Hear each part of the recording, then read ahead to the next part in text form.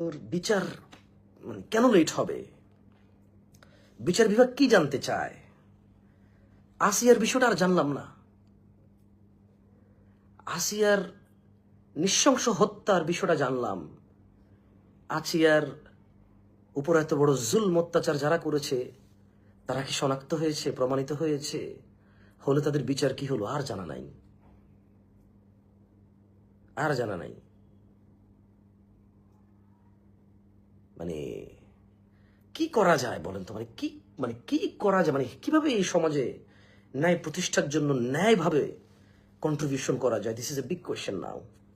আমি আবারও বলি, this is a big question, অনেক বড় প্রশ্ন এটা, যে কিভাবে ন্যায়সঙ্গতভাবে এই সমাজ ব্যবস্থাকে হেল্প করা যায় ন্যায় বিচার প্রতিষ্ঠায়। কারণ অনেক সময় আমরা ন্যায় করতে যাই নিজেরাই অন্যায় করি। আমরা অনেক সময় রাস্তায় নামি বিচার চাইতে যাই, মানুষের গাড়ি ভাঙি, আরেকজনের সম্পদ লুট করি। আমাদের মধ্যে কেউ কেউ কারো দোকান লুট করে, কারো গাড়ি ভাঙে, কারো রাস্তায় আগুন দেয়। দেখা যায় ন্যায় করতে যাই আমরা অনেক সময় অন্যায় করি। আমি বলতে চাচ্ছি, ন্যায়সঙ্গতভাবে ন্যায় প্রতিষ্ঠায় কিভাবে ভূমিকা রাখা যায়। কলিজাটা একদম ফেটে যাচ্ছে, ভালো লাগছে না, মনটা খুব খারাপ, অসহনশীল অবস্থা, আর ভালো লাগছে না আসলে। আজকে মসজিদে গেলাম ঈশার সময়, যা কজন বন্ধু বান্ধব চিনি সবার মুখে একটাই কথা। তখন আমার মনে পড়লো যে আসিয়ার বিষয়টা তো ভুলে গেলাম আমরা সবাই। এখন আসলো লামিসা, তারপরে কে আসবে আবার? প্রবলেম হচ্ছে খেলোয়াড় আরেক বেটার বউ বিয়ে করে ফেলছে এবং ঘর সংসার করতেছে দিব্যি। মজার একটা বিষয় দেখেন, আদালতে মামলা চলতেছে। আদালত কিন্তু একবারও বলে নাই যে তুমি নির্দোষ প্রমাণ হওয়া পর্যন্ত আলাদা থাকো তোমরা। আদালত বলে নাই এটা। আমি বুঝি নাই, আমি আইন কানুন বুঝি না। আমি দুঃখিত যদি আমার কথা কোনো উকিল, ব্যারিস্টার, জজ যদি হার্ট হন, আমি দুঃখিত। আই এম রিয়েলি সরি, ওয়াল্লাহি আই এম সরি। একটা বাচ্চা মেয়েকে রেখে, স্বামীকে রেখে, ডিভোর্স না দিয়ে, খোলা তালাক না নিয়ে, ইসলামী বাংলাদেশে যে আইন আছে, ইসলাম পারিবারিক বা কিছু একটা, ওই অনুযায়ী নিজেকে মুক্ত না করে আরেকবারের সাথে বিয়ে বসে গেছে। বছরের পর বছর মামলা চলতেছে। আদালত একটাবার বললো না যে তুমি ওকে তালাক দাও নাই।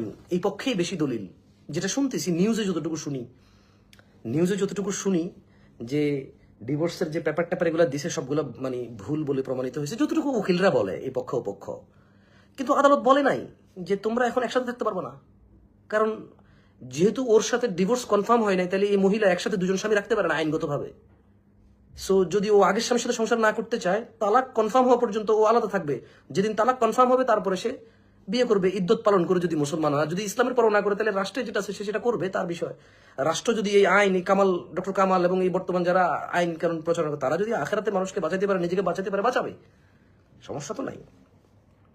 কিন্তু আমার কথা হলো, খেলোয়াড় আরেকবার বউ বিয়ে করে ফেলছে, ব্যভিচারের দায়, বছর পর বছর মামলা ঝোলে, সুরাহা করতে পারতেছে না। একটা মেয়ে মা ছাড়া বড় হয়ে গেল। অনেক আগে শুনছি আমি এই ঘটনাটা, অনেক আগে শুনছি।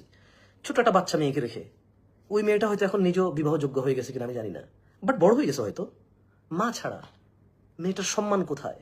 তার মা তার বাপকে তার মা এবং তার বাপের ডিভোর্স না হয়ে, তালাক না হয়ে আরেকবার সাথে চলে গেছে।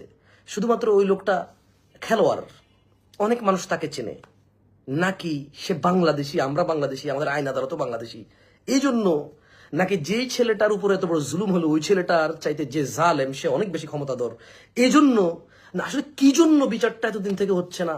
কি জন্য ব্যভিচারিণীরা সমাজে শাস্তি পাচ্ছে না, আর এখন 12-13 বছরের, 7-8 বছরের মেয়েরা লালসার শিকার হচ্ছে? বুঝতেছি না আসলে। কেন রজম হবে না?